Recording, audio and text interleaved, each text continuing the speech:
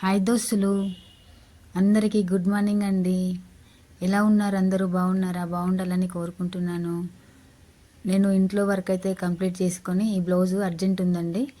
Work complete చేసుకొని blouse అయితే cut చేసుకుంటున్నాను. చూడండి, ఇది 11 గంటల వరకు ఇవ్వాలి. ఇది హై నెక్ బ్లౌజ్ అండి, కలంకారీ బ్లౌజు. నా వీడియోని మొత్తం చూసి లైక్ చేయండి, సబ్స్క్రైబ్ చేసుకోండి దోస్తులు, సపోర్ట్ చేయండి కొంచెం. చూడండి, ఇది high neck blouse, Kalamkari blouse అండి. అందరూ లేచిన సంది ఎవరి పనుల వాళ్ళు ఉంటారు.